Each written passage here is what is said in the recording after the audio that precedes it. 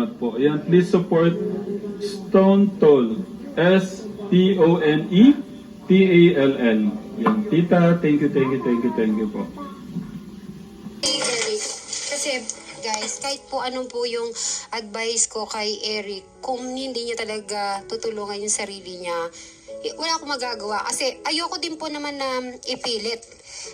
Ayoko pong ipilit si Eric kung ano yung gusto. Kasi pag pinilit ko, baka mas lalo siyang lumayo sa akin. Baka kasi syempre yung mga nababasa ko, Eric, nagbabasa talaga ako mga message yung about sa magkakapatid. Bakit si Eric, bakit di siya nag-aaral. Kung alam niyo lang guys, talaga si Tekram, gusto niya talaga mag-aral. Tapos ako, lagi kong ina-advise na mag-aral ka, ano ba gusto mong gawin sa buhay mo, ganyan. Hindi naman pwede na mag-stay ka lang sa room. Lumalabas siya pag nagsusumba or nagbabasketball. Ang ano ko lang na hindi siya mag-stay forever sa bahay lang. Na ano siya sa buhay niya, di ba? Kasi ang dami niyang dapat gawin. Ang dami niyang pwede pang gawin. Oo. Hindi naman forever, yung mga kapatid niya, babantayan siya. Di ba? Alimbawa tayo magkakapatid. Di ba? Okay, nandyan yung pagkalinga natin sa bawat isa kahit malayo tayo. May kumustahan, meron tayong kanya-kanyang buhay. Mas masaya yun, Eric, kasi kaysa yung naka-steady ka lang dyan. Si Kuya Brian mo naman kasi, alam mo naman, sa bukid yan. Tapos minsan, pag lumalabas kami, yung best mo. Alam po natin na more na talagang pag-intindi, yung time po talaga. Siyempre, nandiyan pa rin si Kuya Tekram niya, tapos Family Manalastas na para mag-guide po sa kanya. Siguro talagang i-push mo lang, Tekram. So, ayoko rin naman na, siyempre, ayoko din na ma-stuck lang siya talaga. Ikaw, mas nakasama mo siya matagal. Siyempre matagal. Tapos kami, magti-3 months na ba tayo magkasama, Eric? Lakasan mo, 3 months na tayo, di ba? Pero napaganda mo yung kutis niya. Alam mo yung nagsusumba. Natutuwa naman po ako, mga katekram, mga kasit Marys, mga Kajano, mga Alvin the Box, Kaponi, at sumusunod naman talaga. Actually, lahat naman sila, tekram, sumusunod naman. Naman nila talaga na kahit anong sabihin ko, sumusunod sila. So, masaya na yung puso ko doon. Yun lang. Masaya na ako kasi sumusunod sila. Kaysa yung talagang yung walang imik. Siyempre, yung una, maintindihan natin kasi hindi pa tayo kilala. Pero ngayon, mas pinapahalagahan ko yun kasi yung napalapit na sa atin. Tapos, may trust na. Mahirap sa kalagayan nila mag-trust sa isang tao. Kaya yun ang masaya tayo dahil may trust na sa atin, sa ating pamilya na Manalastas. Kaya huwag kayong mag-alala, nandito lang kami palagi. Yun lang ang sinasabi ko, Eric. Nandito kami, si Kuya Tekram mo, nagagabayan ka. Kasi gusto ko si Crystal matapos talaga. Tapos ikaw din matapos. Kahit nga si Brian nga kung gusto niya. Kasi madami din nagre-request. Yung ads ba yan na sinasabi ni Kuya Dave? Yung electric,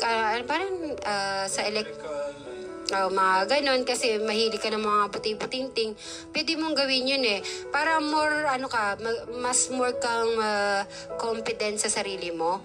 Kasi baka minsan, nahiya ka sa mga tao. Huwag kang mahiya. Kasi bakit? Yung ginawa mo sa magkakapatid, masigit pa sa mga natapos ng mga education. Kaya huwag kang mahiya sa sarili mo. Kasi proud ako sa'yo sa mo. Proud ko siya. Proud ako. Kasi syempre nakasama ko sa ilang months, di ba? Proud ako sa kanya kasi lagi niyang iniisip yung mga kapatid niya. Hindi niya iniisip yung sarili niya. Kaya siguro ganun din ako napalapit kay Brian. Kaya ganun siguro ako napalapit kay Brian. Napalapit yung, ano ba yun? Paano ba explain? Alam ko nahulog ka na nga. Ano? Hindi. Kasi, hindi, ganito. Para pareho kami. Yung, kung ano yung ginagawa niya, yung mga, di ko ma-explain guys. Basta, yung, Ate, bilang kuya. parang nakikita ko lang yung sarili ko din sa kanya. Yan, parang, di ko talaga ma-explain. Yun na yun. Basta, guys. Talagang pinagtagpo kayo. Hindi, nag-usap kami last time eh. Bakit ako nakauwi? Di ba Brian, nag-usap tayo? Sabi ko, kasi kung hindi nag-COVID, hindi talaga pa ako uwi, di ba, Tekram? Di ba sila nanay, si Inda, pinauwi ako. Yun lang po masasabi ko, Eric. Ayoko din na ma-stuck ka talaga sa bahay. Gusto ko may progress sa iyong buhay. Kasi sayang talaga. Kasi matalino. Bakit kamo? Lagi siya nanalo sa aming laro. Kanina nga rin, naglaro kami, nanalo siya eh. At saka, una, nakita ko sa una namin pagkikita, meron siyang dictionary. Si Kuya Kirby may dictionary dyan. Hoy? Oh. Kanino dictionary yung English-Tagalog? Oo, sa kanya. Meron din siyang dictionary. Kaya sabi ko, sila yung parang gusto gumanda yung kinabukasan kaso yung Mga bad talk or comments, huwag mo yung isipin. Alam mo ba, ako minsan naiisip ko din yan. Kasi kahit na wala pa naman yung YouTube sa Dubai pa lang, sa mga tao lang, di ba? Parang basher na rin. Kung halimbawa, ginawa mo na yung lahat, pero meron pa rin sila nasasabi.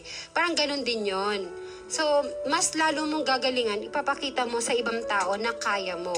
Huwag kang mismo, ikaw mismo yung tatalikod at magpapababa sa sarili mo dahil sa sinasabi nila. Okay? Ayun lang. naman si Sweet Mary. Thank you. Wala namang mawawala sa'yo. Ano lang, dun pa nga magkakaroon magkakaroon ka ng talino sa pag-aaral. Dun mo matutulungan yung family mo, yung mga kapatid mo na umunlad pag nag-aaral ka pag nag-aaral ka ngayon. Huwag mo na sayangin yung panahon kasi hindi mo alam kung anong mangyayari next time, ganyan. Mas maganda na yung mag-aaral tayo ngayon para next time makapagtapos tayo, makapagtrabaho ng maganda. Yung mga magagandang trabaho para matulungan natin yung family natin. Okay, si Kuya Kirby naman. Paano ka naman si Kuya? Ako mahirap pag-aaral eh. Ako, di ko po. Hindi ko rin po alam pag-aaral. Wala po akong alam tungkol sa edad. Sana mag-aaral siya. Ay, magaling po siya sa English. Sayang na may opportunity na dumarating po kasi time din na sayang po pa noon. Kaya lumalabang ka na nun eh. Lakas mo na. Nakakatakbo ka na. Ilang ikot ka sa court. 10 ikot, 5 ikot. Nakakaya mo na. Totoo? Hmm. Ay, yun po yun. Basic yun. Nagbabasketball na nga siya. Nag-jumping rope na. Ang dami mong magiging kaibigan, no? Si Kuya Enrico, si Kuya Kirby. Sige na, Rick.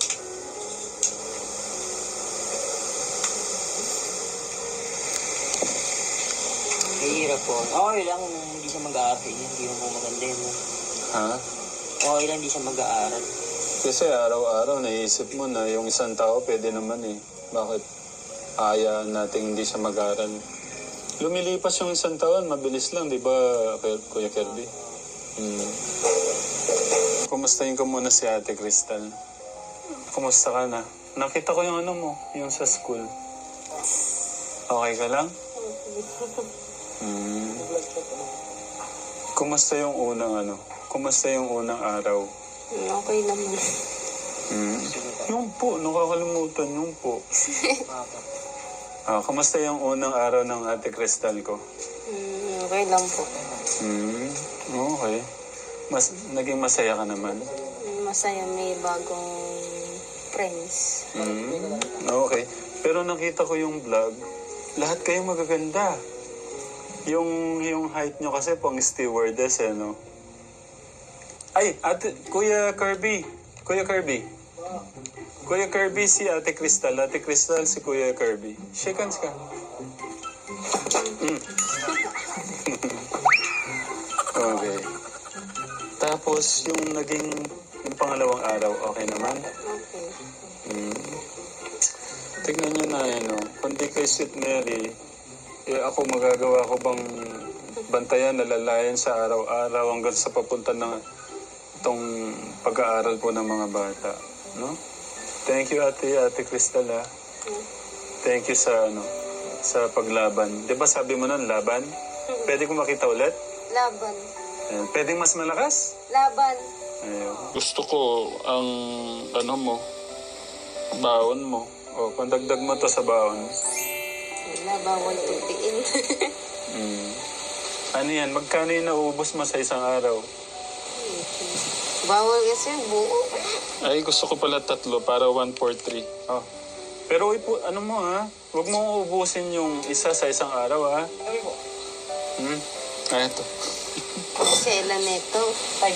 Okay, gusto kong malaman magkano yung naubos ng Ate Crystal sa isang araw, yung merienda, yung pagkain. Ha? Hindi ko. Pagka nagmimerienda ka ba, mga magkano naubos mo? Gusto ko na siguro 20-30 gano'n. 20-30, ang tipid mo pala.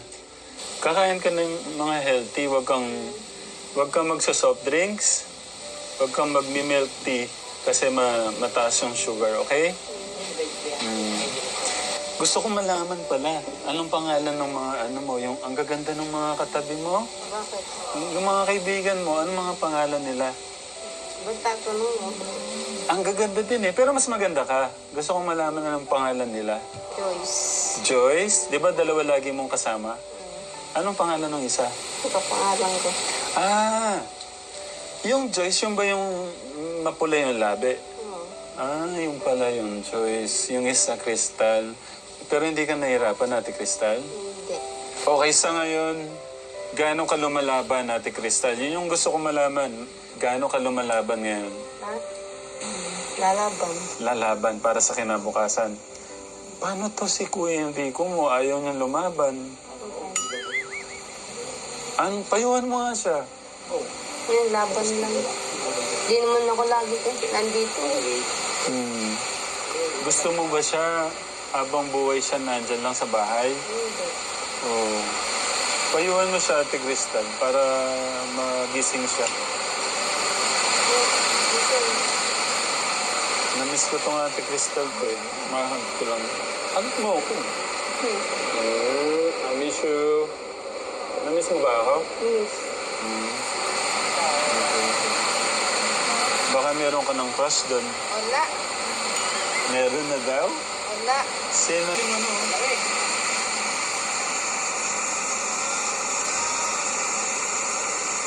Buti pa si Ate Crystal lalaban para sa yung future niya, kinabukasan niya.